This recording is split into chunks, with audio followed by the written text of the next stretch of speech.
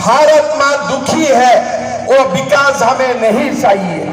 और हमें विकास बिना भारत माँ का हम उन्नति भी नहीं कर सकता हो, वो भी हमें जानता हूं। इसीलिए हमें विकास भी चाहिए और भारत माँ को विश्व गुरु भी हमें बनाना है। यही नया भारत का संकल्प है। भाई और बहनों, आज हमारा देश चंद्र लोक तक पहुंच गया है। आज जब प्रधानमंत्री नरेंद्र मोदी अमेरिका में जाते हैं, अमेरिका का सारे संसद खड़ा होकर मोदी जी को अभिनंदन करता है। हम सारे भारतवासी भारत में गर्वित महसूस करता हूं। ये हमारा नया भारत है। G20 का शिखर सम्मेलन भी भारत में होता है और वही भारत में कृषकों का बैंक अकाउंट में भी 6,000 रुपया जाते हैं। हम विकास भी कर रहा हूं और भारत माँ को भी विश्व गुरु बनाने का दिशा में भी हम लेकर जा रहा हूं। भाई और बहनों, ये इटाली से आए वाला लोग ये भारत माँ का कल्पना नहीं कर सकता है। ये भारत माँ का कल्पना केवल मात्र एक चाय वाला ही कर सकता है जो भारत का मिट्टी से बना हुआ। भाई और बहनों, आज हमें सिद्धांत लेना है। आज आपने देखा होगा शिवराज चौहान जी ने कितना काम किया है। मैं 4 महीना पहले भोपाल आया था। मुझको शिवराज चौहान जी ने बताया कि मैंने लाडली बहना योजना को शुरू किया हो, महिलाओं को 1,000 रुपया मिल रहा है, बैंक अकाउंट में 1250 में लेके जाऊंगा और मेरा कार्यकाल में ही मैं 3,000 रुपया तक लाडली बहना का अकाउंट में पैसा डालूंगा। मैंने गुवाहाटी किया, मैं भी तुरंत लाडली बहना स्कीम का शुरुआत कर दिया। अभी आसाम का माताओं को भी 1250 रुपया बैंक अकाउंट में मिलते हैं और माताओं लोग बहुत खुश होते हैं। मैं शिवराज जी को धन्यवाद देता हूं कि आपने ये बड़ा काम शुरू किया और आसाम में हमने कॉपी किया हो। अभी पूरा बीजेपी शासित प्रदेश में ये लाडली बहना स्कीम शुरू होने जा रहा है। छत्तीसगढ़ का इलेक्शन मैनिफेस्टो ने भी हमने बोल दिया है कि माताओं का बैंक अकाउंट में हर महीना 1,000 रुपया का ट्रांसफर किया जाएगा। आज आप सोच सकते हैं मध्य प्रदेश आज देश को दिशा दिखा रहा है। जब मैं भोपाल आया तब शिवराज जी ने मुझको बताया कि मैंने तो बहुत मेडिकल कॉलेज खोल दिया हूं, लेकिन मेडिकल कॉलेज में हमारे सरकारी स्कूलों में पढ़ने वाला बच्चा को सीट नहीं मिलते हैं। इसीलिए मैंने क्या किया कि मेडिकल कॉलेज में जितना बच्चा पढ़ता है उनके लिए 5% मेडिकल सीट मैंने रिजर्वेशन करके रखा हूँ। मैंने शिवराज जी को बोला कि आप आपका आदेश दीजिए, मैं गुवाहाटी ले जाके मुझको भी ये आदेश निकालना है। मैंने तुरंत कागज लेके गया और असम में भी ये ऑर्डर मैंने इशू कर दिया कि राजकीय विद्यालय में जो पढ़ेगा उनके लिए 5% मेडिकल सीट संरक्षण होगा। मैंने ये बात इसलिए बताया जब कमलनाथ जी और दिग्विजय सिंह यहाँ बोल रहे वो नहीं, आज शिवराज जी ने भारत को दिशा दिखा रहा है मध्य प्रदेश का डेवलपमेंट मॉडल आगे लेके जाके। आज शिवराज जी का लाडली बहना स्कीम से कितना महिलाओं का घर में सम्मान बढ़ा है। मैंने जब लाडली बहना स्कीम का बारे में बोला, मेरा सब लाडली भैया ने हाथ ताली मारा। क्यों मारा? किस लिए? अभी पूरा लाडली बहना स्कीम के लिए घर में अभी लाडली भैया लोग भी लाडली बहना का सम्मान करता है।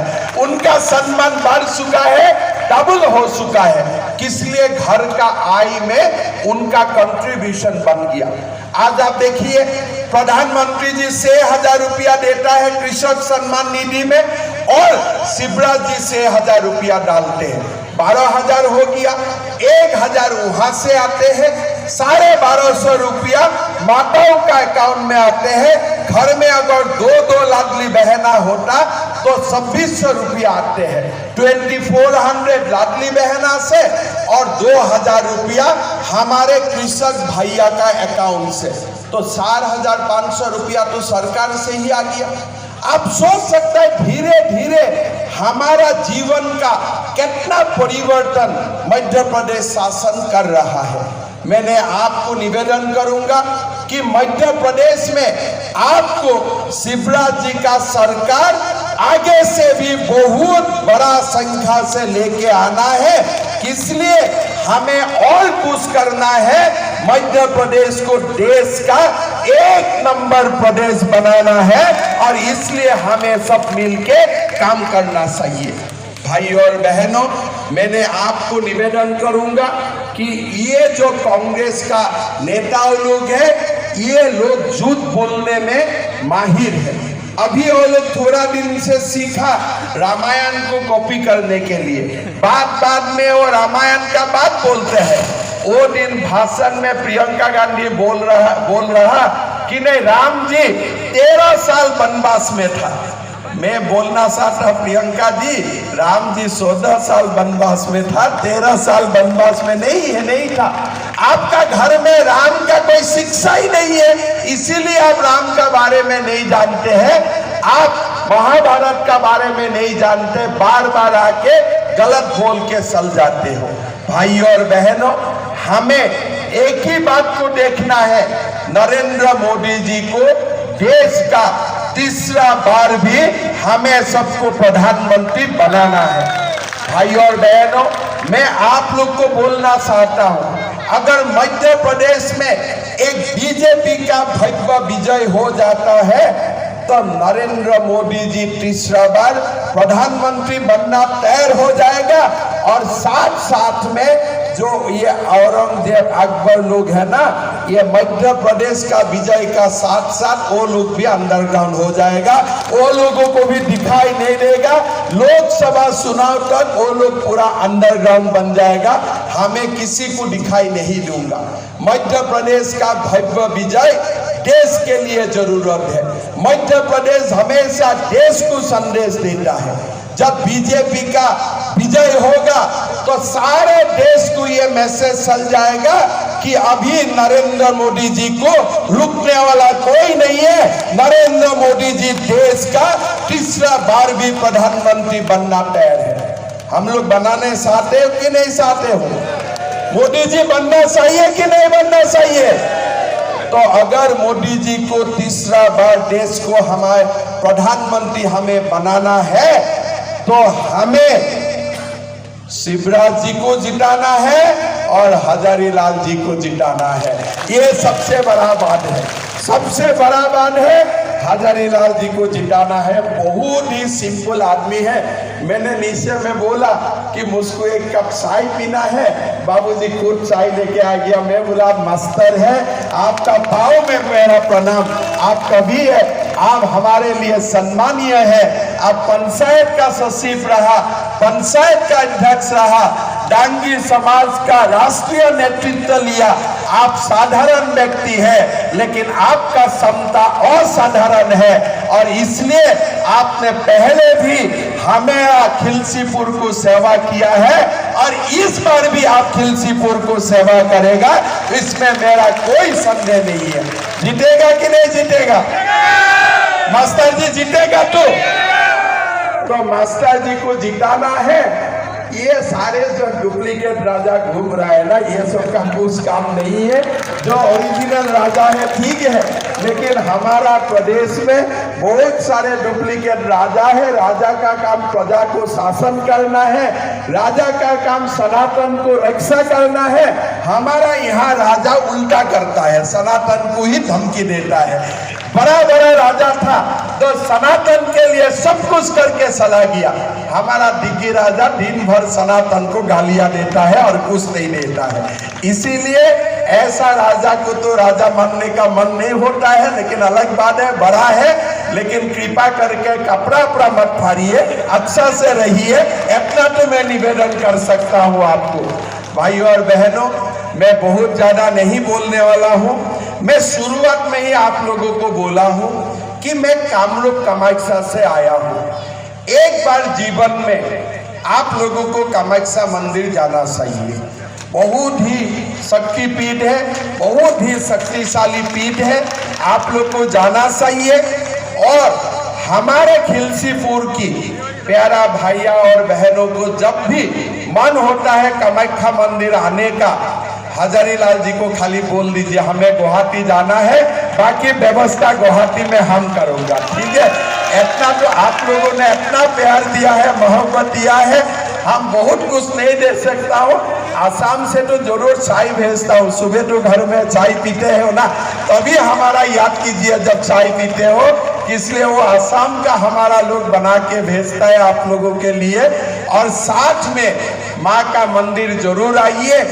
हमारे हजारीलाल मास्टर जी आप लोगों का कांटेक्ट मुझसे करवा देगा और सबको सेवा सत्कार करना मेरा ड्यूटी लग जाएगा। आप लोगों को इतना तो मैं आश्वासन दे सकता हूँ।